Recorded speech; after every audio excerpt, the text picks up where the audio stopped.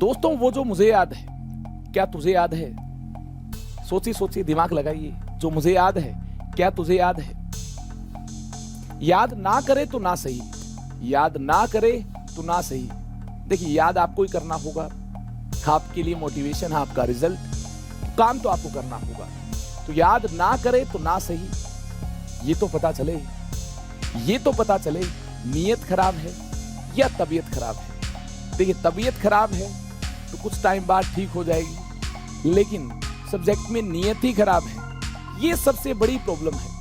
तो आपको ये आइडेंटिफाई करना होगा, नीयत खराब है या तबीयत खराब है। नीयत को तो ठीक करना होगा, नहीं तो पढ़ाई हो ही नहीं पाएगी। अगर आपकी नीयत बिल्कुल परफेक्ट है तो दोस्तों, आपके लिए एक और बेहतरीन लेक्चर लेकर आप सभी के बीच में हाजिर हो चुका हूं। ये हमारा सॉलिड स्टेट का लेक्चर नंबर 7 है।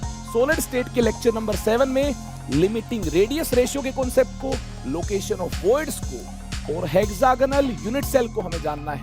मैं आप सभी का इस बेहतरीन सेशन में वेलकम करता हूं। काफी सारे स्टूडेंट्स मुझे ऑलरेडी जानते हैं, काफी सारे स्टूडेंट्स मुझे जानते नहीं। एक छोटा सा इंट्रोडक्शन मेरा आप जान लीजिए। My name is Amit Kumar. काफी सारे single digit, double digit ranks को गाइड करने के बाद बच्चा पार्टी इस बेहतरीन प्लेटफॉर्म पर, जेई प्लेनेट चैनल पर अब बारी आपकी है। आप भी मचा सकते हैं, एग्जाम को फोड़ सकते हैं, बस शर्त एक ही है। क्या शर्त है? पूरा सिलेबस अच्छे से करना होगा, अपने आप को तराशना होगा, तभी जाकर आपका रिजल्ट आ पाएगा। तो चलिए फिर आज के कार्यक्रम को स्टार्ट करते हैं। उससे पहले मैं आपको बताना चाहूंगा, अप्रैल 14 से अनअकैडमी ऐप पर हमारा एक बेहतरीन बैच लॉन्च होगा, एम 2022। अगर आप अफोर्ड कर सकते हैं, अगर आप एक्स्ट्रा बेनिफिट्स पाना चाहते हैं, तो इस बैच को ज्वाइन कर सकते हैं। देखिए, आइकॉनिक और प्लस की क्या क्या एक्स्ट्रा बेनिफिट्स होंगे, इसकी पूरी डिटेल आपके सामने है। आप कैसे आइकॉनिक और प्लस को ज्वाइन कर सकते हैं, देखिए प्लस की पूरी डिटेल आपके सामने है, और ये देखिए आइकॉनिक की पूरी डिटेल आपके सामने है। उम्मीद है नोट कर लिया होगा आपने। टेलीग्राम चैनल अगर आपने ज्वाइन नहीं किया तो जल्दी से टेलीग्राम चैनल को ज्वाइन कर लीजिए, ताकि आज के इस बेहतरीन लेक्चर के बाद आपको पीडीएफ नोट्स मिल पाए। हमारी तरफ से पूरी इंफॉर्मेशन टाइम के साथ साथ आपको मिलती रहे। देखिए दोस्तों, बड़ी सी स्माइल के साथ इस बेहतरीन सेशन के अंदर सबसे पहले हम जानेंगे लिमिटिंग रेडियस रेशियो के कॉन्सेप्ट को। ये आप जान चुके होंगे लेक्चर नंबर 6 में डिफरेंट टाइप्स ऑफ वर्ड्स को। अब लिमिटिंग रेडियस रेशियो के कॉन्सेप्ट को जानना है। ये आप जानते होंगे, limiting radius ratio r by capital R, small are by capital R और r plus by R minus. ये जो रेडियस रेशियो है, ये ट्रायंगुलर वर्ड के केस में 0.155 होता है। और कहां तक होता है? ये देखिए, इसकी रेंज को हमें डिफाइन करना है, कहां तक होगा। देखिए, टेट्राहेड्रल वॉइड का जो लिमिटिंग रेडियस रेशियो है 0.225, उसे जस्ट पहले तक क्या होगा? ट्रायंगुलर वॉइड होगा। क्लियर है बात? अब देखिए, टेट्राहेड्रल वॉइड के केस में आर बाय आर यानी small are by capital R, R plus by R minus आपने कैलकुलेट किया था 0.225 आपको मिल पाया था। तो रेंज क्या होगी, कहां तक होगा ये?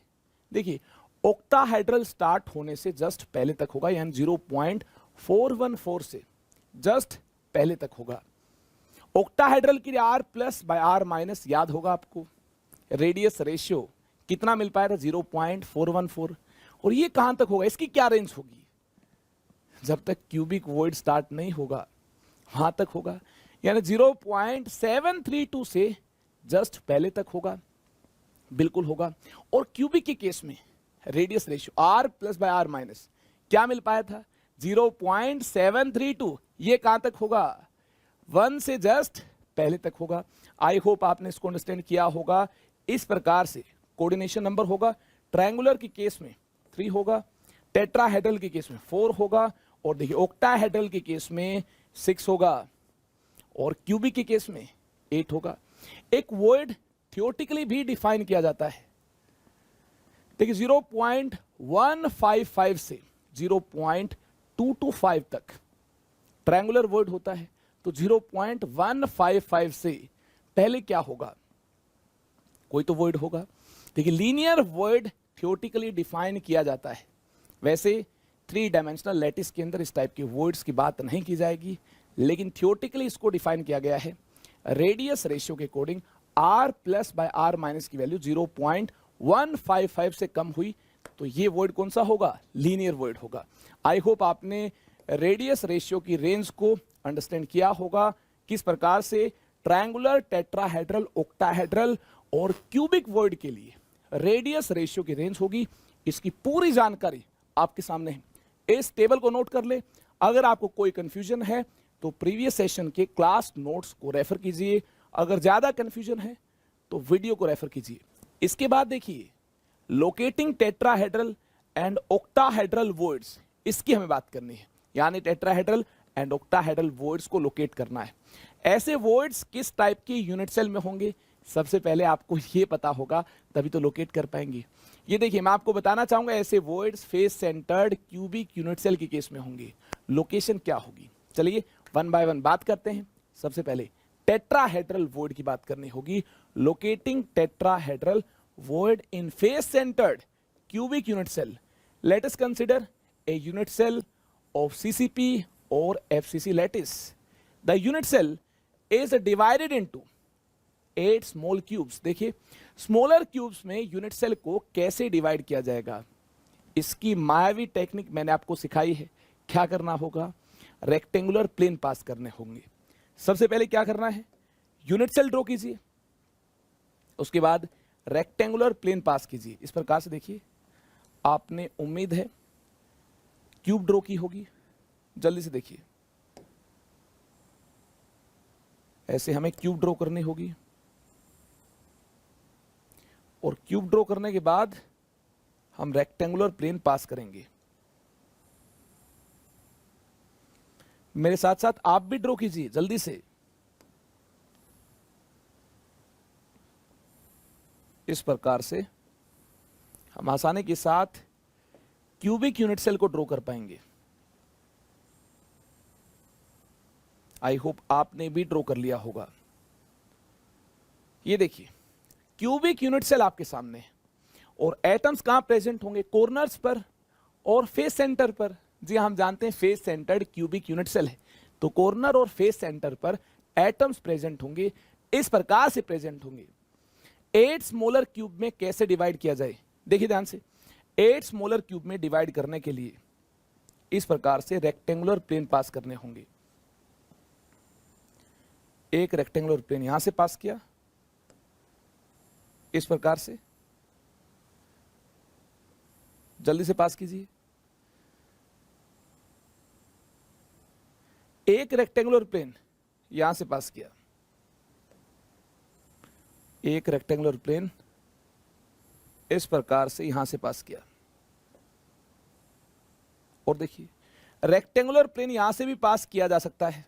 आई होप आपने विजुलाइज किया होगा, पहले भी इससे रिलेटेड हमारी बात हो चुकी है। इस प्रकार से देखिए रेक्टेंगुलर प्लेन हमने पास किया। इसके बाद क्या करना है, इस प्रकार से दोस्तों 3 रेक्टेंगुलर प्लेन पास करने के बाद 1 2 3 रेक्टेंगुलर प्लेन पास करने के बाद हमें क्या करना होगा, अपोजिट फेस के फेस सेंटर्स को ज्वाइन करना होगा। कैसे, इस प्रकार से देखिए एक फेस सेंटर ये है और दूसरा ये है, इसके अपोजिट ये है। यहां देखिए एक फेस सेंटर ये है और दूसरा ये है। यहां देखिए एक फेस सेंटर ये है और दूसरा ये है। इस प्रकार से अपोजिट फेस सेंटर को ज्वाइन करना होगा। उम्मीद है इतनी कहानी आपको अंडरस्टैंड हुई होगी। एटम्स देखिए कहां पर लोकेटेड है, कॉर्नर्स पर। इस प्रकार से 8 कॉर्नर्स हैं। एटम्स देखिए कॉर्नर्स पर लोकेटेड है। इसके अलावा कॉर्नर्स के अलावा फेस सेंटर्स पर भी लोकेटेड है। तभी तो दोस्तों face centred cubic unit cell मिल पाएगा। ये सामने फेस का फेस सेंटर है, विजुलाइज कीजिए। ये पीछे जो फेस है उसका फेस सेंटर है, ये ऊपर जो फेस है उसका फेस सेंटर है, ये जो नीचे फेस है उसका फेस सेंटर है। इस प्रकार से 6 फेसेस हैं और इनके फेस सेंटर आपके सामने। आई होप आपने विजुलाइज किया होगा, अंडरस्टैंड किया होगा। क्या अंडरस्टैंड किया होगा, हर स्मॉलर क्यूब में एटम्स और स्फीयर्स की अरेंजमेंट इस प्रकार से है। एटम्स और स्फीयर्स अल्टरनेट कॉर्नर्स पर मौजूद हैं।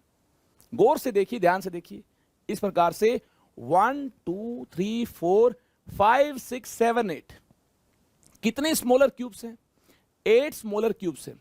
इन 8 स्मॉलर क्यूब्स में से किसी भी एक क्यूब को यहां से यहां ड्रॉ किया जाए, जैसे मैंने इस स्मॉलर क्यूब को यहां ड्रॉ कर दिया है, तो क्या मिलता है? देखिए, इस प्रकार से इस स्मॉलर क्यूब को यहां से अगर यहां ड्रॉ किया जाए तो क्या मिलता है? ध्यान से देखिए, यहां पर एटम मौजूद है, बिल्कुल मौजूद है। यहां मौजूद है तो यहां मौजूद नहीं है, यहां मौजूद है, यहां मौजूद है, यहां नहीं है। तो फिर देखिए, एटम और स्फीयर यहां मौजूद है, अल्टरनेट पोजीशन पर मौजूद है। यहां नहीं होगा, क्यों नहीं होगा? यहां है तो बगल में कैसे हो सकता है? यहां नहीं होगा तो आगे होगा, तभी तो अल्टरनेट पोजीशन पर मौजूद हो पाएगा। ऐसा ही है, देखिए यहां पर भी, यहां मौजूद है तो यहां नहीं होगा, फिर यहां मौजूद होगा, यहां नहीं होगा, फिर यहां प्रेजेंट होगा। यहां प्रेजेंट है तो देखिए यहां प्रेजेंट नहीं होगा, फिर कहां प्रेजेंट होगा? यहां प्रेजेंट होगा। आई होप ये आपने अंडरस्टैंड किया होगा। इस प्रकार से एटम्स की अरेंजमेंट है। ये 3 एटम इस प्रकार से हैं, इस प्रकार से लोकेटेड है। 1 2 3, देखिए 1 2 3 इस प्रकार से लोकेटेड है। और ये देखिए, ये जस्ट इन 3 के ऊपर प्लेस्ड है। इस प्रकार जो फोर्थ है, ये इन 3 के ऊपर इस प्रकार से प्लेस्ड है। ये अरेंजमेंट दोस्तों कैसी हुई? ये अरेंजमेंट टेट्राहेड्रल वॉइड के कोरस्पॉन्डिंग हुई। उम्मीद है आपने सबसे पहले ए स्मॉलर क्यूब को ड्रॉ किया होगा। इस प्रकार से जल्दी से ड्रॉ कर लीजिए। अगर ड्रॉ नहीं किया है, एक बार फिर से विजुलाइज कर लें। ये अंतिम बार हमें इस प्रकार से विजुलाइज करना है। इसके बाद आगे चलेंगे, इसके बाद आगे चलना होगा, आगे बढ़ना होगा। इस प्रकार से हमें ड्रॉ करना होगा स्मॉलर क्यूब को। आई होप आपने तो पहले ही ड्रॉ कर लिया होगा। देखिए, और यहां से हमें कॉपी करना होगा, इसको कॉपी करना होगा, स्फीयर्स के अरेंजमेंट को। आई होप आपने भी कॉपी कर लिया होगा। इस प्रकार से हमने क्यूब को ड्रॉ किया।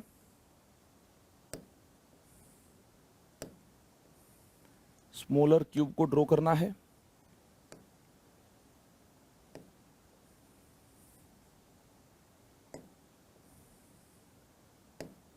देखिए, इस प्रकार से मैंने स्मॉलर क्यूब को ड्रॉ किया।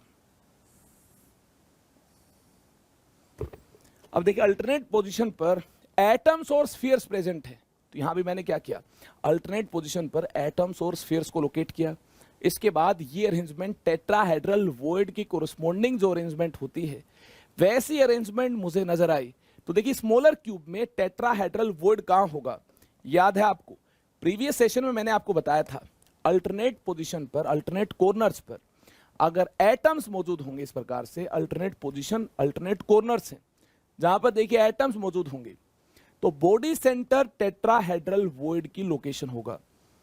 इस क्यूब का बॉडी सेंटर यहां है, then we can say that body centre is the location of tetrahedral void. ये होगा टेट्राहेड्रल वॉइड की लोकेशन। आई होप आपने भी इस प्रकार से टेट्राहेड्रल वॉइड को विजुलाइज कर लिया होगा। अगर हर स्मॉलर क्यूब में ऐसी ही अरेंजमेंट मिलती है, टेट्राहेड्रल वॉइड के कोरस्पॉन्डिंग मिलती है, अल्टरनेट कॉर्नर्स पर एटम्स और स्फीयर्स मिलते हैं, तो ऐसे स्मॉलर क्यूब्स हमारे पास कितने हैं? देखिए, face centred cubic unit cell को हमने 8 स्मॉलर क्यूब्स में डिवाइड किया, तो हर क्यूब में ऐसा ही होगा। जी हाँ, ऐसे टेट्राहेड्रल वॉइड्स हमें कितने मिल पाएंगे दोस्तों? 8 मिल पाएंगे। हर स्मॉलर क्यूब में ऐसी ही अरेंजमेंट होगी। ऐसी स्मॉलर क्यूब्स 8 हैं, तो कितने टेट्राहेड्रल वॉइड्स हुए? 8 टेट्राहेड्रल वॉइड्स हुए। आई होप ये आपने भी अंडरस्टैंड किया होगा। इस प्रकार से 8 टेट्राहेड्रल वॉइड्स मिल पाएंगे। एक ही स्मॉलर क्यूब में होगा, एक पीछे देखिए जो स्मॉलर क्यूब है, एक वहां होगा, एक देखिए जो सामने यहां स्मॉलर क्यूब है, इसके बॉडी सेंटर पर होगा, एक जो पीछे स्मॉलर क्यूब है, उसके बॉडी सेंटर पर होगा। अब नीचे देखिए, जो स्मॉलर क्यूब सामने है इसके बॉडी सेंटर पर होगा, और जो स्मॉलर क्यूब इससे पीछे है इसके बॉडी सेंटर पर होगा। आई होप ये आपने अंडरस्टैंड किया होगा। इसके बाद देखिए, जो स्मॉलर क्यूब सामने है इसके बॉडी सेंटर पर होगा, जो स्मॉलर क्यूब पीछे है इसके बॉडी सेंटर पर होगा। ऐसी स्मॉलर क्यूब हमारे पास कितने हैं? 8 हैं। तो नंबर ऑफ टेट्राहेड्रल वॉइड्स कितने होंगे? अगर ऐसी स्मॉलर क्यूब हमारे पास 8 हैं तो नंबर ऑफ दोस्तों टेट्राहेड्रल वॉइड 8 होंगे। आई होप ये कहानी आपने अंडरस्टैंड कर ली होगी। दोस्तों अगर आपने इस कहानी को अंडरस्टैंड कर लिया है तो नोट कर लीजिए, each smaller cube has atoms at alternate corners. हर स्मॉलर क्यूब में एटम्स कहां होंगे? अल्टरनेट कॉर्नर्स पर होंगे। तो क्या होगा? Each smaller cube has 4 atoms when joined to each other. उनके सेंटर को ज्वाइन करते हैं तो क्या होगा? ध्यान से देखिए, they make a regular tetrahedron. क्या फॉर्म करते हैं? Regular tetrahedron. There is 1 tetrahedral void in each smaller cube and there are 8 tetrahedral voids in total. In total 8 tetrahedral voids होंगे, हर स्मॉलर क्यूब में एक होगा। तो टोटल स्मॉलर क्यूब्स 8 हैं। तो दोस्तों नंबर ऑफ टेट्राहेड्रल वॉइड्स कितने मिलते हैं? नंबर ऑफ टेट्राहेड्रल वॉइड्स 8 मिलते हैं। जल्दी से नोट कर लें, number of tetrahedral voids equal होंगे नंबर ऑफ स्मॉल क्यूब्स के, नंबर ऑफ स्मॉल क्यूब्स के body centre of each smaller cube is the location of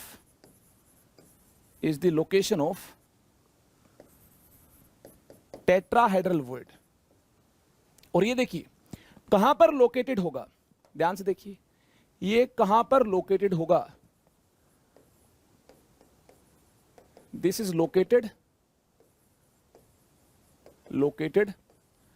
eight 1/4 point, 1/4 point और 3/4 point on body diagonal,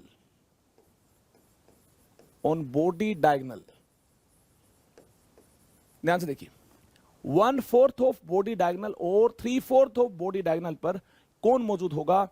tetrahedral void मौजूद होगा।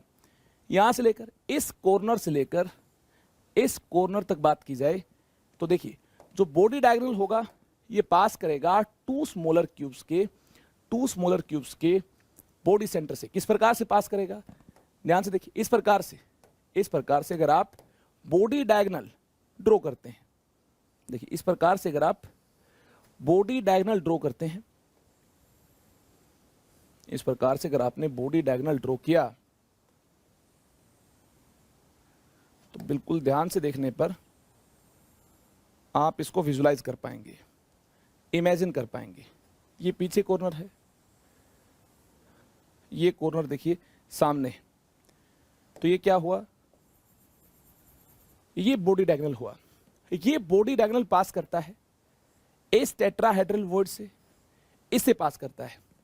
ये 1/4 है, यहां से यहां तक का डिस्टेंस कितना है? ये 1/4 है।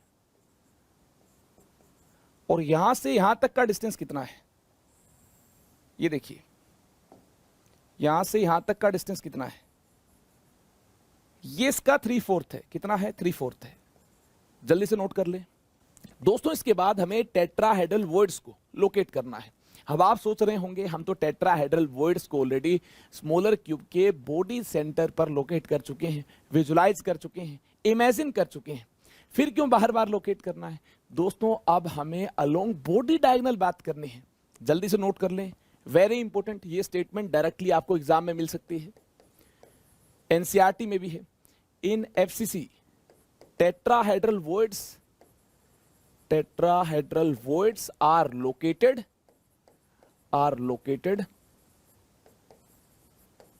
on body diagonal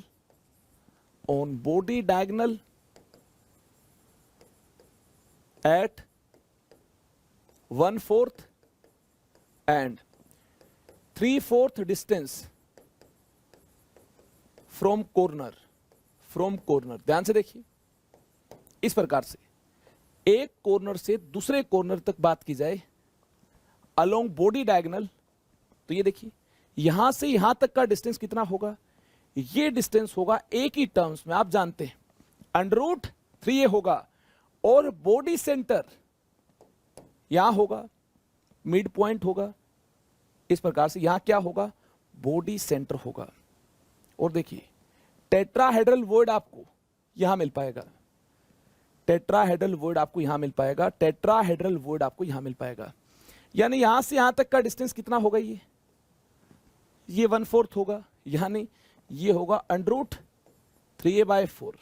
और यहां से यहां तक की डिस्टेंस की बात की जाए, देखिए यहां से यहां तक के डिस्टेंस की बात की जाए, यहां से यहां तक का डिस्टेंस कितना होगा, ये देखिए, ये अगर यहां से यहां तक का डिस्टेंस √3a/4 होगा, तो ये होगा 3/4, यानी 3/4 इंटू √3a, ये होगा 3/4 इंटू √3a। आई होप आपने लोकेट कर लिए होंगे टेट्राहेड्रल वॉइड्स। एक टेट्राहेड्रल वॉइड यहां होगा और दोस्तों एक टेट्राहेड्रल वॉइड यहां होगा। चलिए जल्दी से यूनिट सेल में बात की जाए, देखिए इस प्रकार से यहां तक अगर बॉडी डायगोनल के लोग बात की जाए, तो ये बॉडी डायगोनल पास होगा इस टेट्राहेड्रल वॉइड से और इस टेट्राहेड्रल वॉइड से।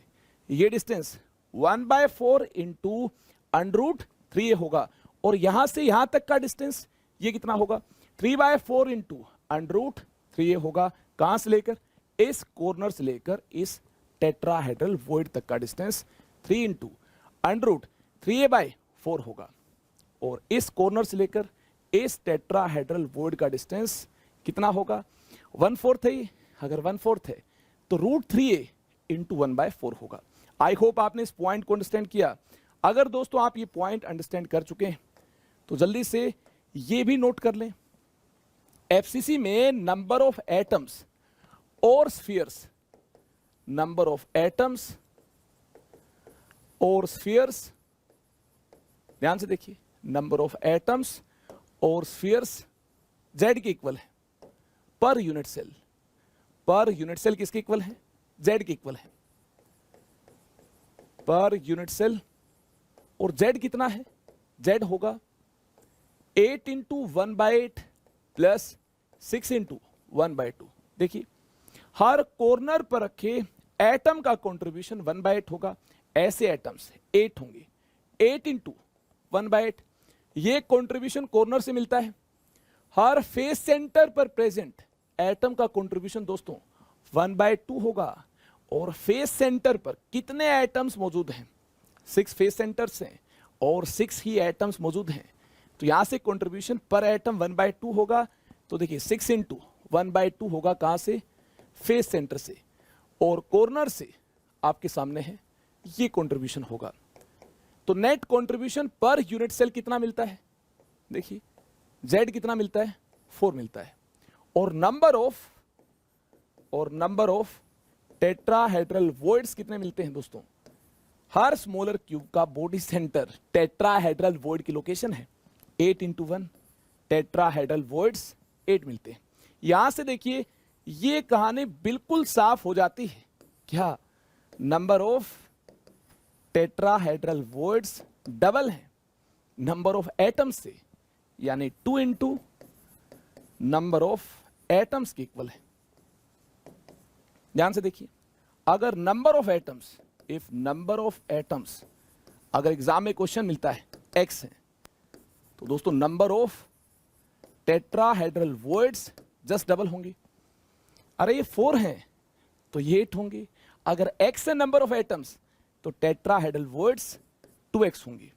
आई होप आपने इस पॉइंट को भी नोट कर लिया है। इससे रिलेटेड अगर एग्जाम में कोई क्वेश्चन आपको देखने को मिलेगा तो इस प्रकार से आप रिलेट कर पाएंगे, जितने एटम्स होंगे उसके डबल होंगे टेट्राहेड्रल वॉइड्स।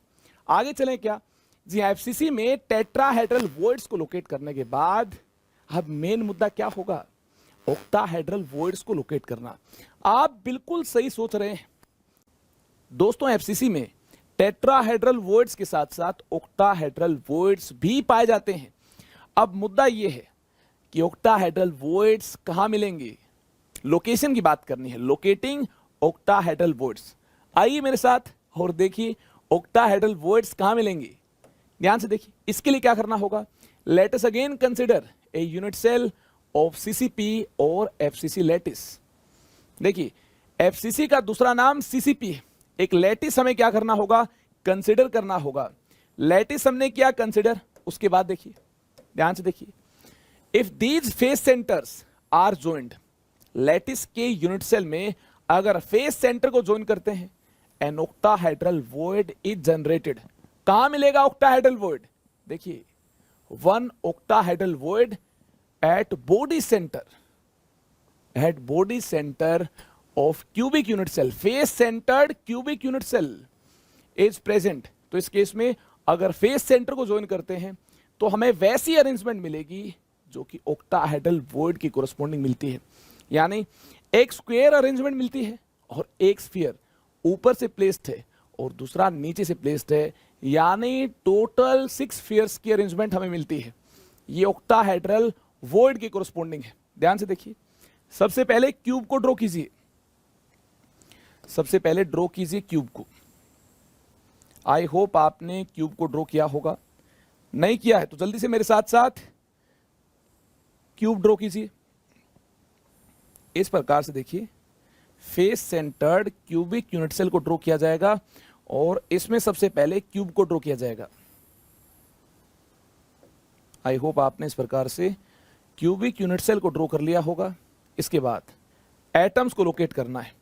ध्यान से देखिए, एटम्स मौजूद होंगे कॉर्नर्स पर, इस प्रकार से एटम्स मौजूद होंगे कॉर्नर्स पर और फेस सेंटर्स पर, कॉर्नर्स पर फेस सेंटर्स पर।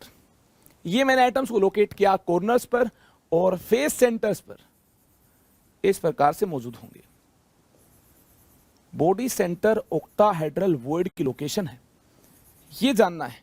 तो देखिए कौन से 6 एटम्स को या कंसिडर किया जाएगा जो फेस सेंटर पर मौजूद हैं, कौन कौन से, 1 2 3 4 ये होंगे। इनसे बन पाएगी स्क्वायर अरेंजमेंट। ये देखिए 1 2 3 4, ये क्या है, ये एक स्क्वायर अरेंजमेंट है। एक एटम यहां ऊपर से प्लेस्ड है, सामने वाला फेस सेंटर देखिए यह एटम प्लेस्ड है, और पीछे वाला फेस सेंटर देखिए या नीचे से एक एटम प्लेस्ड है, ये फेस सेंटर होगा। पीछे जो फेस है उसका फेस सेंटर ये होगा। एक एटम नीचे से प्लेस्ड है, तो देखिए ऑक्टाहेड्रल अरेंजमेंट आपको दिखाई दी होगी। और यहां पर बॉडी सेंटर ये है, ये बॉडी सेंटर है। In this case body centre, in this case body center is the location of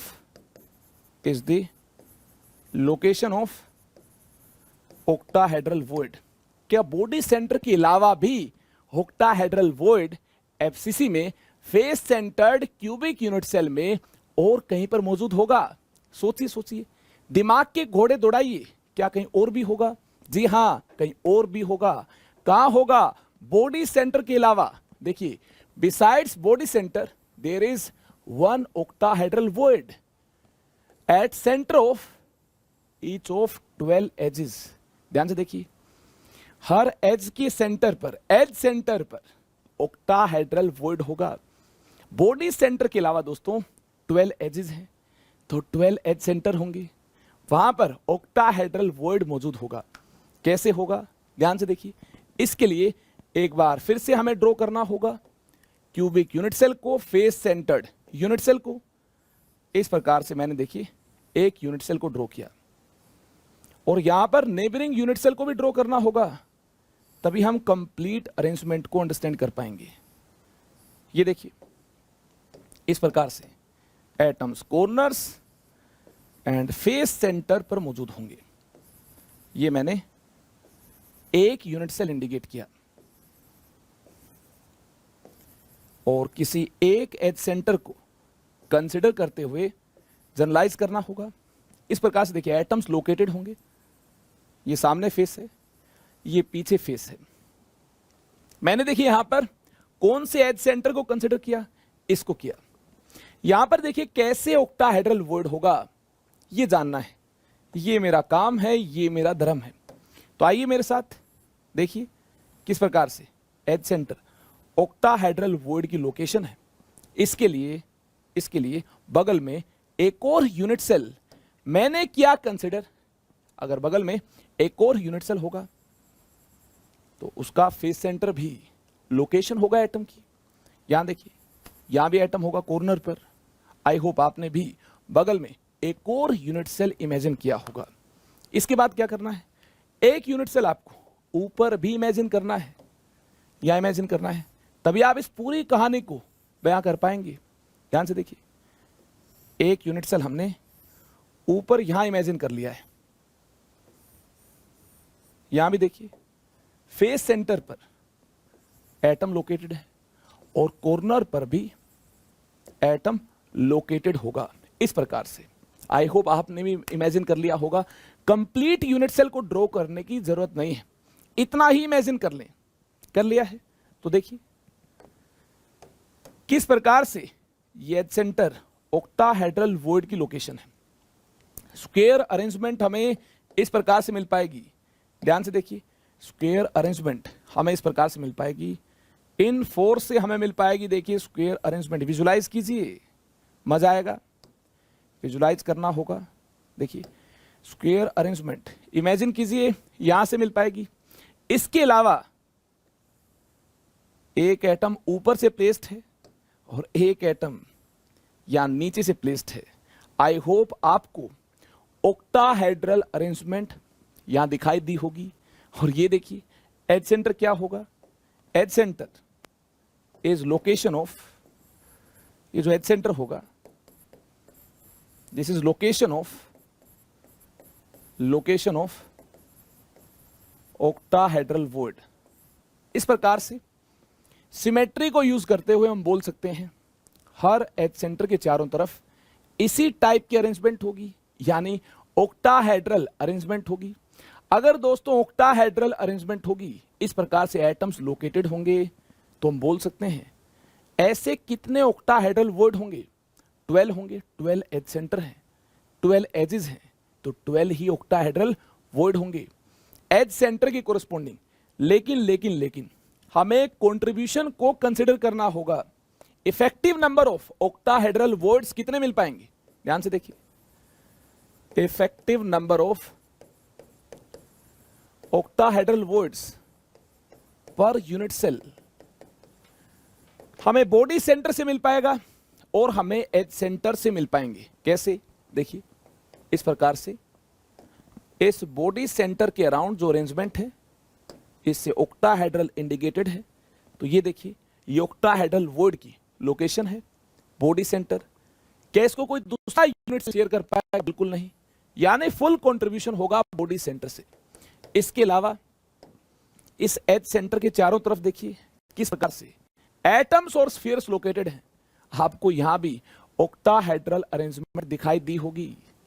कितने एटम्स और स्फीयर्स लोकेटेड हैं, देखिए 6 है।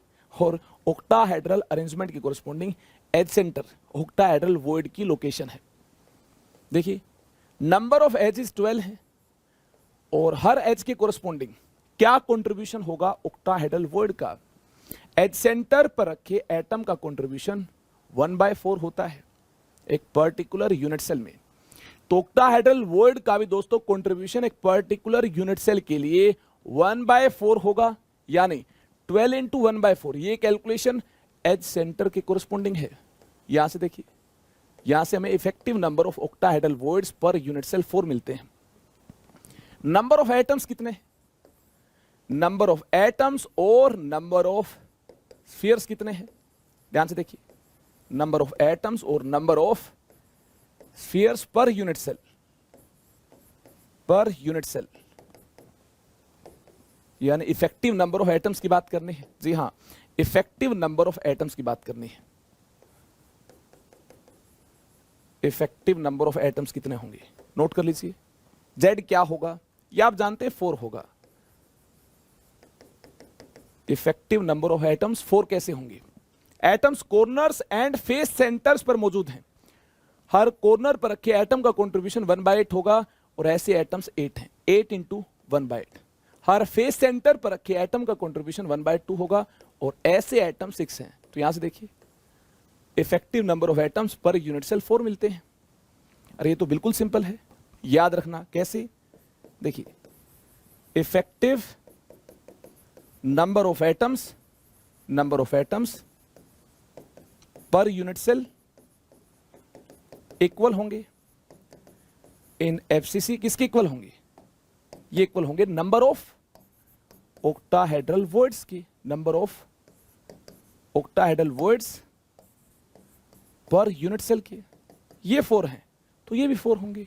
अब देखिए यहां से ये कमेंट भी किया जा सकता है, number of atoms, total number of atoms y है तो नंबर ऑफ ऑक्टाहेड्रल वॉइड्स कितने होंगे? ये भी y होंगे। लेकिन number of tetrahedral voids double होंगे। आप देख चुके हैं ये 2y होंगे। तो ऐसा कोई न्यूमेरिकल एग्जाम में आपको देखने को मिलता है जिसमें इस प्रकार से कैलकुलेशन करनी हो तो आप आसानी के साथ इस इंफॉर्मेशन को यूज करते हुए कैलकुलेशन कर पाएंगे। जल्दी से नोट कर ले, ऑक्टाहेड्रल वॉइड्स की लोकेशन आपके सामने है, टेट्राहेड्रल वॉइड्स की लोकेशन आपके सामने है।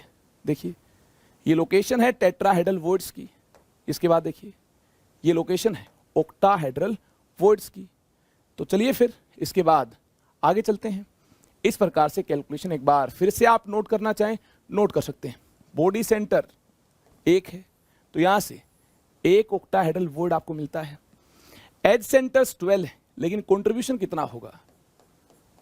1/4 होगा। यहां से कितने मिलते हैं? 3 मिलते हैं। टोटल कितने मिलते हैं? टोटल 4 मिलते हैं। 1 + 3 4 मिलते हैं। और टेट्राहेड्रल कितने मिलते हैं? 8 मिलते हैं। हमने क्या किया? Face centred cubic unit cell को 8 स्मॉलर क्यूब्स में डिवाइड किया। हर स्मॉलर क्यूब का बॉडी सेंटर टेट्राहेड्रल वॉइड की लोकेशन होगा। वहां से हमें देखिए टेट्राहेड्रल वॉइड्स 8 मिल पाए थे। याद कर लिया, टेट्राहेड्रल वॉइड्स 8 हैं और ऑक्टाहेड्रल वॉइड्स 4 हैं। तो चलिए फिर आगे चलते हैं। आगे क्या करना है? आगे देखिए हमें अंडरस्टैंड करना है हेक्सागोनल यूनिट सेल को। एक्सियल लेंथ, एक्सियल एंगल्स किस प्रकार से होंगे? देखिए एक्सियल लेंथ इस प्रकार से होगी, a = b but not equal to c। Condition देखिए इंपॉर्टेंट है। Alpha beta 90 degree. Axial angles का रिलेशन इस प्रकार से होगा बट गामा 120 डिग्री। रिलेशन आपने याद कर लिया है। इसके बाद क्या करना है? इसके बाद एटम्स की अरेंजमेंट को हमें जानना होगा, पहचानना होगा, अंडरस्टैंड करना होगा। इस प्रकार से देखिए एटम्स मौजूद होंगे पर यूनिट सेल। यहां कितने होंगे? देखिए 1 2 3 4 5 6 7 होंगे। यहां देखिए 1 2 3 4 5 6 7 होंगे। यहां देखिए अंदर कितने होंगे? 3 होंगे। तो टोटल कितने एटम्स हुए? 7 + 7 14, 14 + 3 क्या 17 हुए? जी नहीं, ऐसी मिस्टेक नहीं करनी है। हमें बात करनी है इफेक्टिव नंबर ऑफ एटम्स की। ये तो क्या है? लैटिस पॉइंट है। इसके कोरस्पॉन्डिंग देखिए इफेक्टिव नंबर ऑफ एटम्स हमें कितने मिल पाएंगे, कितना कंट्रीब्यूशन होगा कॉर्नर पर रखे एटम का, इसकी हमें बात करनी होगी। एंगल और आपने एक्सियल लेंथ के रिलेशन को अंडरस्टैंड कर लिया होगा। एक्सियल एंगल्स और एक्सियल लेंथ के रिलेशन को अगर आपने नोट कर लिया है, अब देखिए इफेक्टिव नंबर ऑफ एटम्स किस प्रकार से कैलकुलेट होंगे। ये अरेंजमेंट आई होप आपने अंडरस्टैंड की होगी। इस प्रकार से एक हेक्सागन है, उसके ऊपर 3 स्फीयर्स हैं, उसके बाद फिर हेक्सागनल अरेंजमेंट है एटम्स की। तो हमें क्या मिल पाएगा? इस प्रकार से एक यूनिट सेल हमें मिल पाएगा और ये unit cell hexagonal unit cell होगा। इसके लिए ध्यान से देखिए number of atoms per unit cell कितने होंगे। कॉर्नर पर रखे इस प्रकार से, ये जो कोना है यहां कॉर्नर पर रखे एटम का कंट्रीब्यूशन चेक करना है तो चेक किया जा सकता है। यहां से देखिए क्या कंट्रीब्यूशन मिलता है। इस प्रकार से ये कितने हेक्सागोनल यूनिट सेल में पार्टिसिपेट कर सकता है? 3 नीचे और 3 ऊपर। ये 6 में पार्टिसिपेट कर सकता है। Contribution from corner, lattice point is 1/6, क्या होगा 1/6 होगा। और देखिए फेस सेंटर पर रखे, या तो फेस है, फेस सेंटर पर रखे एटम का कंट्रीब्यूशन क्या होगा, इसका क्या कंट्रीब्यूशन होगा। देखिए यहां जो एटम मौजूद है, एक यूनिट सेल नीचे एक यूनिट सेल ऊपर, यानी ये पार्टिसिपेट कर रहा होगा, ये कंट्रीब्यूट कर रहा होगा 2 यूनिट सेल्स में। तो कंट्रीब्यूशन फ्रॉम कॉर्नर, तो यहां क्या आएगा, फेस सेंटर आएगा, सॉरी कॉर्नर का हम देख चुके हैं, अब बारी है फेस सेंटर की। Contribution from face centre lattice point क्या होगा 1/2 होगा। जी हां, 2 यूनिट सेल में कंट्रीब्यूट कर रहा होगा तो कितना कंट्रीब्यूशन होगा 1/2 होगा।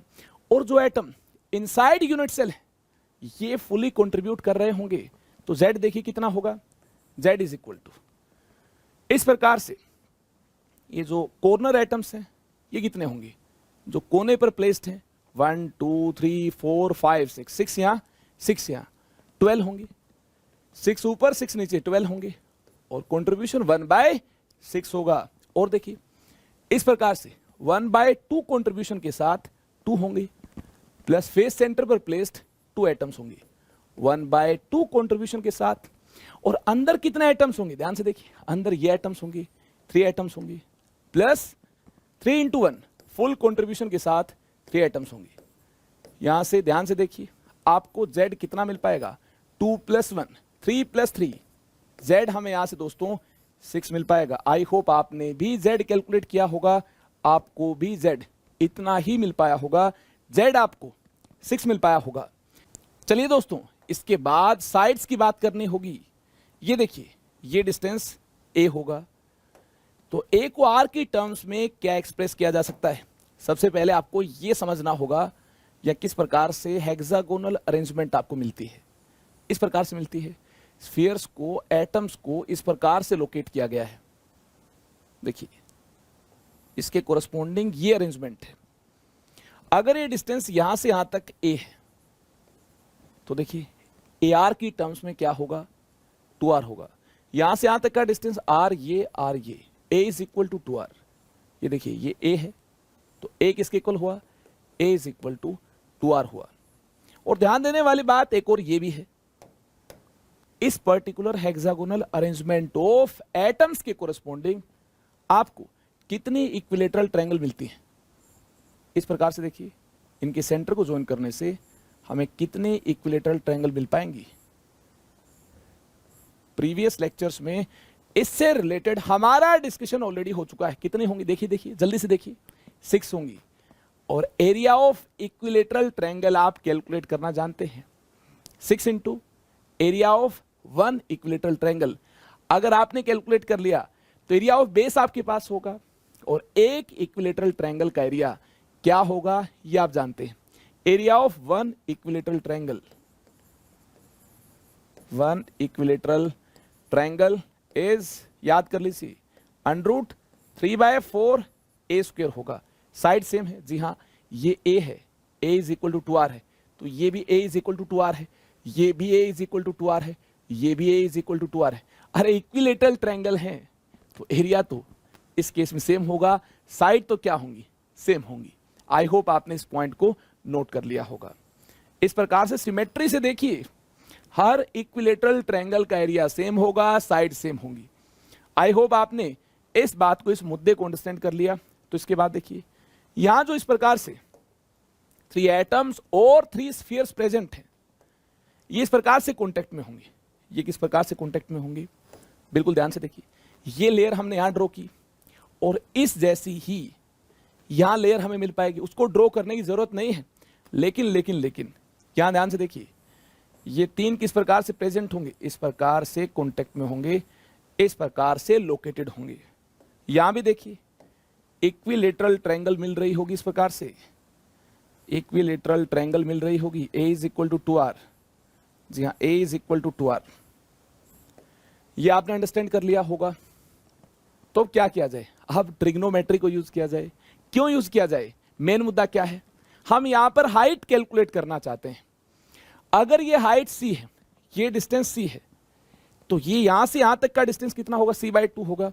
और यहां से यहां तक का डिस्टेंस कितना होगा दोस्तों, ये भी c/2 होगा। आखिरकार ये c क्या है, चलिए सबसे पहले c/2 की कैलकुलेशन कर लेते हैं, उसके बाद c भी आ जाएगा। जी हाँ, c/2 होगा तो c भी हमारे पास होगा। क्या करना होगा, सबसे पहले इनके सेंटर को ज्वाइन करने से एक ट्रायंगल फॉर्म करनी होगी। ये ट्रायंगल हमने यहां ड्रॉ कर दी है, ये जो ट्रायंगल यहां से मिल पाएगी, ये ट्रायंगल हमने यहां ड्रॉ कर दी है। अब देखिए ये a है, यहां से यहां तक का डिस्टेंस a है, तो इसका हाफ क्या होगा, a/2 होगा। हाफ क्या होगा, a/2 होगा। इसके बाद देखिए इस प्रकार से अगर परपेंडिकुलर ड्रॉ किया जाए, परपेंडिकुलर बाइसेक्टर ड्रॉ किया जाए, इस प्रकार से परपेंडिकुलर बाइसेक्टर ड्रॉ किया जाए, और यहां अगर इसका सेंटर पॉइंट, ऐसा पॉइंट जहां से यहां तक का डिस्टेंस, यहां से यहां तक का डिस्टेंस, यहां से यहां तक का डिस्टेंस ये सेम हो, एक ऐसा पॉइंट यहां पर लोकेट किया जाए। ऐसा पॉइंट कौन सा होगा, ये होगा, ये देखिए ये होगा ऐसा पॉइंट। यहां से यहां तक का डिस्टेंस, यहां से यहां तक का डिस्टेंस, यहां से यहां तक का डिस्टेंस क्या होगा, सेम होगा। ऐसा पॉइंट लोकेट किया जाए, ऐसा पॉइंट P लोकेट किया जाए और परपेंडिकुलर बाइसेक्टर ड्रॉ किया जाए, तो यहां से यहां तक का डिस्टेंस कितना होगा, ये मैंने इंडिकेट किया x। मेन मुद्दा क्या है, ये x ही हमें कैलकुलेट करना है। क्यों करना है, देखिए इस प्रकार से अगर हमारे पास ये डिस्टेंस होगा, यहां से यहां तक का डिस्टेंस होगा, तो फिर आसानी के साथ ऐसी ट्रायंगल कंसीडर करते हुए, ऐसी ट्रायंगल कंसीडर करते हुए ये c/2 आसानी के साथ डिस्टेंस कैलकुलेट हो जाएगा। और c/2 हमारे पास होगा तो हमारे पास c होगा, आसानी के साथ हाइट को इंडिकेट कर पाएंगे। और हमने हाइट इंडिकेट कर दी तो एरिया ऑफ बेस कहां से कैलकुलेट किया, area of base area of equilateral triangle से कैलकुलेट किया जाएगा। इसको हाइट से मल्टीप्लाई करते हुए इस हेक्सागोनल यूनिट सेल की वॉल्यूम हमारे पास आ जाएगी। मेन मुद्दा क्या है, वॉल्यूम कैलकुलेट करने का है, इसके लिए हमें हाइट कैलकुलेट करनी है। और ये हाइट हमें तब मिल पाएगी जब ये डिस्टेंस हमारे पास होगा। ये डिस्टेंस देखिए x मैंने जूम किया, ट्रायंगल आपके सामने, राइट एंगल ट्रायंगल आपके सामने है, इक्विलेटरल ट्रायंगल है, एंगल 60 डिग्री है। जी हाँ, एंगल 60 डिग्री है। इस प्रकार से इस पॉइंट को इस पॉइंट से मीट करने पर आपको क्या मिलेगा, एंगल बाइसेक्टर मिलेगा। ये एंगल 30 डिग्री होगा। सिमेट्री से देखिए, इस पॉइंट को इसके साथ ज्वाइन करने पर ऐसी ट्रायंगल मिलेगी और ये होगा एंगल बाइसेक्टर, तो ये एंगल 30 डिग्री होगा। यहां पर कोस 30 डिग्री अप्लाई करने पर बेस बाय हाइपोटेन्यूज मिलता है। बेस कितना है, a/2। बेस कितना है, a/2। हाइपोटेन्यूज कितना है, x है। तो कोस 30 डिग्री a/2x होगा, कितना होगा, a/2x होगा।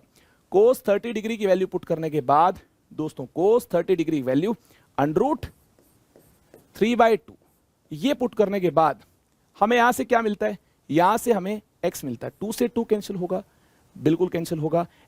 यहां से देखिए दोस्तों, x कितना मिलता है, a/√3 मिलता है। ध्यान से देखिए, 2 से 2 कैंसिल हुआ, x को लेफ्ट साइड भेजा और √3 को राइट साइड शिफ्ट किया, तो ये डिनोमिनेटर में मिलता है a/√3। ये मिलता है हमें क्या, x। अब देखिए हमारे पास ये डिस्टेंस है, यहां से लेकर यहां तक का डिस्टेंस ये x है, a की टर्म्स में a/√3 है।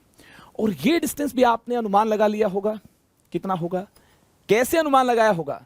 देखिए 3 स्फीयर है, ऊपर से एक स्फीयर और प्लेस किया गया है। इस प्रकार से 3 स्फीयर है और ऊपर से एक और स्फीयर प्लेस किया गया है। आई होप आपने आइडिया लगा लिया होगा। ऊपर से एक और स्फीयर प्लेस किया गया है, तो इसके सेंटर से लेकर इसके सेंटर तक का डिस्टेंस कितना होगा, सोचिए। r ये होगा, r ये होगा, 2r होगा। तो ये होगा a = 2r। जी हाँ, ये डिस्टेंस a होगा। आई होप आपने आइडिया लगा लिया होगा। इस प्रकार से देखिए, इसके सेंटर से इसके सेंटर तक का डिस्टेंस, अगर ये कॉन्टेक्ट में, इस प्रकार से कॉन्टेक्ट में, इस प्रकार से कॉन्टेक्ट में, तो r इधर, यहां से यहां तक, और यहां से यहां तक r डिस्टेंस इधर, तो ये डिस्टेंस कितना हुआ, 2r हुआ। यानी a = 2r है, तो ये भी क्या होगा, a होगा। ये x a की टर्म्स में आपके पास है और ये एक राइट एंगल ट्रायंगल मिल रही है। ये देखिए, ये परपेंडिकुलर है, जहां पर आपके पास ये साइड है, ये साइड है, और ये हमें चाहिए। अरे आ जाएगी बिल्कुल, कैसे आ जाएगी? पाइथागोरस अप्लाई कीजिए। कैसे? देखिए, P square plus B square, P square plus B square is equal to H square, P square plus B square is equal to H square. ध्यान से देखिए, परपेंडिकुलर कितना है? यहां परपेंडिकुलर है c बाई टू। कितना है? c by two. तो देखिए, c by two raise to power two plus B square कितना है? ध्यान से देखिए, बी स्क्वेयर यहां पर है एक्स स्क्वेयर, और देखिए हाइपोटेन्यूज कितना है? ये है a raise to power two. Hypotenuse कितना है? a raise to power two, और x को एक ही टर्म्स में पुट कीजिए, ये है a बाई √3। यहां से देखिए, सिंप्लीफाई करने के बाद c कितना मिलता है? c square by 4 is equal to यहां पर a बाय √3 पुट किया, a raise to power 2 by 3 आपको मिलता है। तो देखिए, a raise to power 2 minus a raise to power 2 by 3। तो यहां से इसको सिंप्लीफाई करने के बाद आपको देखिए c कितना मिलता है। आई होप आपने इसको सिंप्लीफाई किया होगा और यहां से c को एक्सप्रेस किया होगा। देखिए दोस्तों, c आपको इतना मिलता है। Height of hexagonal unit cell आपको ही मिलती है। याद कर लें, इसको जल्दी से याद कर लें। √2/3 इंटू 4r, ये हाइट मिलती है। याद हो गया? अगर दोस्तों हाइट आपके पास है तो इसके बाद volume of hexagonal unit cell क्या होगी? Area of base into height. Base का एरिया 6 इक्विलेटरल ट्रायंगल है। एक इक्विलेटरल ट्रायंगल का एरिया दोस्तों √, ध्यान से देखिए, एक इक्विलेटरल ट्रायंगल का एरिया √3a² / 4 है, √3a² / 4 है। तो 6 इक्विलेटरल ट्रायंगल का एरिया कितना होगा? इंटू 6 होगा। ऐसा ही किया। ये area of 6 equilateral triangle, area of 6 equilateral triangle आपके सामने, 6 इक्विलेटरल ट्रायंगल आपके सामने, जो कि है area of base. Area of base क्या किया? एरिया ऑफ 1 इक्विलेटरल ट्रायंगल को मैंने मल्टीप्लाई किया 6 से, और a और r का रिलेशन हम जानते हैं, a is equal to 2r, ये पुट किया, a is equal to 2r, ये हमने यहां पुट किया, इनटू हमने हाइट की। तो इससे क्या मिलता है? Area of base into height. इससे हमें वॉल्यूम ऑफ यूनिट सेल मिलती है। हाइट देखिए कितनी? √2/3 इंटू 4r, हाइट इतनी है। ये हाइट है, ये हाइट है, ये कैलकुलेशन आपके सामने। तो यहां से दोस्तों वॉल्यूम कितनी मिल पाएगी? ये आपको वॉल्यूम मिल पाएगी। अगर आपको इस कैलकुलेशन में कोई भी कंफ्यूजन है तो वीडियो को आप रिपीट कर सकते हैं, पीछे जाइए, स्टार्टिंग से देखिए किस प्रकार से ट्रिग्नोमेट्री यूज की है, और इस प्रकार से बेहतरीन अंदाज में हमने वॉल्यूम ऑफ यूनिट सेल और हाइट को इंडिकेट कर लिया है। एक बार आपने हाइट को इंडिकेट किया, फिर एरिया ऑफ बेस हम आसानी के साथ इक्विलेटरल ट्रायंगल के एरिया से कैलकुलेट कर लेंगे। बेस पर कितने इक्विलेटरल ट्रायंगल बन पाएंगे? 6, और एक इक्विलेटरल ट्रायंगल का एरिया ये होता है। 10th क्लास में आपने जान लिया था। और a is equal to 2r है, ये रिलेशन हमने यूज किया। हाइट हमने कैलकुलेट की, इनको मल्टीप्लाई करने से volume of hexagonal unit cell हमें मिल पाएगी 24 इंटू √2 इंटू r³। याद कर लें, volume of unit cell 24 into √2 into r³। देखिए, volume of unit cell, volume of unit cell बार बार लिखने से याद हो जाता है। मुझे तो हो जाता है, उम्मीद आप भी बार बार प्रैक्टिस करेंगे तो आपको भी याद हो जाएगा। 24 इंटू √2 इंटू r³, ये वॉल्यूम ऑफ यूनिट सेल है। ये हमें कहां से मिल पाई? ये वॉल्यूम ऑफ यूनिट सेल हमें इस प्रकार से मिल पाई। इसके लिए हमने area of base into height किया, और हाइट कैलकुलेट करने के लिए काफी मशक्कत हुई। ऐसा आपको बार बार एग्जाम में नहीं करना। हाइट याद कर लें, कितनी होगी हाइट? कितनी हाइट दोस्तों हम कैलकुलेट कर पाए? देखिए, इस प्रकार से आपको दिखाई देगा। क्या हाइट हम कैलकुलेट कर पाए? जी हाँ, कैलकुलेट कर पाए। √2/3 इंटू 4r, हाइट हम कैलकुलेट कर पाए इस प्रकार से ट्रिग्नोमेट्री को यूज करते हुए। और कितनी मिलती है? √2/3 इंटू 4r। क्लियर है बात? और एरिया ऑफ बेस के लिए हमने क्या किया? आप भी देख लीजिए, एक बार फिर से देखिए, ये इस प्रकार से आपको कितने इक्विलेटरल ट्रायंगल मिलती, 1 2 3 4 5 6, ए इज इक्वल टू 2r। और एक इक्विलेटरल ट्रायंगल का एरिया कितना होगा ये दोस्तों, ये होगा √3a²/4 और a is equal to 2r है, ये हमने पुट किया √3/4 इंटू a² और ये होगा a is equal to 2r, ये हमने पुट किया और इसकी पावर कितनी है, 2 है। और ऐसी इक्विलेटरल ट्रायंगल कितने हैं, 6 है। यानी area of one equilateral triangle से काम नहीं बनेगा, काम नहीं चलेगा, इसको किससे मल्टीप्लाई करना होगा। देखिए ऐसी इक्विलेटरल ट्रायंगल 1 2 3 4 5 6, यहां भी देखिए 1 2 3 4 5 6 है। तो एक इक्विलेटरल ट्रायंगल के एरिया को किससे मल्टीप्लाई करना होगा, 6 से मल्टीप्लाई करना होगा, एरिया ऑफ बेस मिल जाएगा, ये हाइट है, इससे मल्टीप्लाई किया तो वॉल्यूम ऑफ यूनिट सेल दोस्तों इतनी मिल पाएगी। याद कर लें, हाइट को भी याद कर लें और वॉल्यूम को भी याद कर लें। आई होप आपने याद कर लिया होगा। तो आगे चलें क्या, चलिए आगे चलते हैं।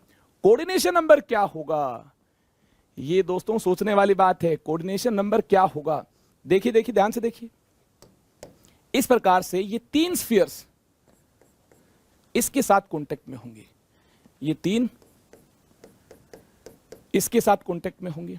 एक और यूनिट सेल अगर इससे ऊपर इमेजिन किया जाए, कंसिडर किया जाए, तो देखिए यहां भी आपको 3 स्फीयर मिल पाएंगे, ऐसे ही इस प्रकार से 3 स्फीयर आपको मिल पाएंगे, ऐसे ही जो इसके साथ कांटेक्ट में होंगे। 3 ऊपर से, 3 नीचे से कांटेक्ट में होंगे, 1 2 3 ये, 1 2 3 ये, और ये देखिए 1 2 3 4 5 6 स्फीयर इस प्रकार से चारों तरफ घेर रखा होगा, ये भी कांटेक्ट में होंगे। 1 2 3 4 5 6 ये कांटेक्ट में होंगे। तो इसके साथ इन टोटल कितने स्फीयर कांटेक्ट में होंगे, कितने होंगे नियरेस्ट नेबर्स। देखिए दोस्तों, इसके नियरेस्ट नेबर्स जो इसके साथ डायरेक्टली कांटेक्ट में होंगे, 6 यहां से, 3 नीचे से, 3 ऊपर से, ऊपर दूसरा यूनिट सेल होगा, इमेजिन कर लीजिए। तो दोस्तों coordination number of nearest neighbours कितने होंगे, आई होप आपने काउंट कर लिया होगा। 6 + 3 + 3 12 होगा कोऑर्डिनेशन नंबर, नोट कर लें, कोऑर्डिनेशन नंबर 12 होगा। Z कितना होगा, देखिए देखिए जल्दी से, Z कितना होगा, 6 होगा। A एंड R का रिलेशन क्या होगा आपके सामने है। हाइट कितनी होगी, ध्यान से देखिए, हाइट कितनी होगी, वॉल्यूम कितनी होगी, वॉल्यूम ये होगी। एक बार फिर से देखिए, कोऑर्डिनेशन नंबर क्या होगा, 12 होगा। Number of nearest neighbours coordination number है। अगर डेंसिटी को इंडिकेट करना हो, अगर हमें हेक्सागोनल यूनिट सेल की डेंसिटी को इंडिकेट करना हो, density is mass by volume, mass by volume. अब देखिए, मास तो उसी अंदाज में कैलकुलेट किया जाएगा जिस अंदाज में क्यूबिक यूनिट सेल के केस में हमने कैलकुलेट किया था। कितना होगा मास, याद कीजिए, मास कितना होगा। देखिए दोस्तों, मास Z × m / n होगा और वॉल्यूम को क्या पुट किया जाए, देखिए 24 × √2 × r³, वॉल्यूम को ये पुट किया जाए। Z आपके पास है, मोलर मास दे रखा होगा, जी हाँ मोलर मास दे रखा होगा। एवोगैड्रो नंबर को आप जानते हैं, आसानी के साथ आप डेंसिटी को इंडिकेट कर पाएंगे। तो हेक्सागोनल यूनिट सेल के केस में डेंसिटी को ऐसे इंडिकेट किया जाएगा, पैकिंग फ्रैक्शन और पैकिंग एफिशिएंसी को कैलकुलेट करना हो। चलिए वक्त है हमारे पास, जी हाँ, ये आज के लिए लास्ट टॉपिक है, पैकिंग फ्रैक्शन और packing efficiency hexagonal unit cell के केस में दोस्तों कितनी होगी। देखिए फॉर्मूला ये होता है, volume occupied divided by total volume into 100। देखिए वॉल्यूम ऑक्यूपाइड बाय एटम्स और स्फीयर्स कितनी होगी, ये होगी Z × 4/3 πr³। देखिए एक एटम ने, एक स्फीयर ने इतनी वॉल्यूम ऑक्यूपाई की होगी और effective number of atoms Z है, तो volume occupied per unit cell कितनी होगी, वॉल्यूम ऑक्यूपाइड बाय एटम्स और spheres per unit cell Z into 4/3 pi R cube होगी। और टोटल वॉल्यूम कैलकुलेट कर चुके हैं। हेक्सागोनल यूनिट सेल के केस में टोटल वॉल्यूम इतनी होगी। Z कितना होगा? Z दोस्तों 6 होगा, ये भी देख चुके हैं, कैलकुलेट कर चुके हैं, इनटू 100। जल्दी से सिंप्लीफाई कीजिए। सिंप्लीफाई करने के बाद 74% आपको पैकिंग फ्रैक्शन और पैकिंग एफिशिएंसी मिल पाएगी। आई होप आपने इसको अंडरस्टैंड किया होगा। जितनी packing efficiency, packing fraction face centred cubic unit cell के केस में मिलती है, उतनी ही इस हेक्सागोनल यूनिट सेल के केस में मिलती है। हमारे सिलेबस में डिटेल में क्यूबिक है, लेकिन फिर भी हेक्सागोनल से रिलेटेड क्वेश्चंस एग्जाम में आते हैं। हेक्सागोनल यूनिट सेल में आप कंफर्टेबल हो पाए, अच्छे से विजुलाइज कर पाए, इसकी पूरी कहानी को हमने डिटेल में डिस्कस कर लिया है। आगे हमें हेक्सागोनल यूनिट सेल को पैकिंग ऑफ कंपाउंड्स के केस में भी कंसिडर करना होगा, इमेजिन करना होगा। उम्मीद है अब कनेक्टिविटी बन जाएगी। आपने हेक्सागोनल को अच्छे से देख लिया है। कहीं पर कोई भी कंफ्यूजन हो, वीडियो को रिपीट मोड में देखिए। मुझे लगता है कंफ्यूजन आपकी दूर हो पाएगी। हो सकता है हाइट कैलकुलेशन में आपको प्रॉब्लम आए, क्योंकि मैं ऑफलाइन में भी देखता हूं काफी स्टूडेंट्स को प्रॉब्लम आती है।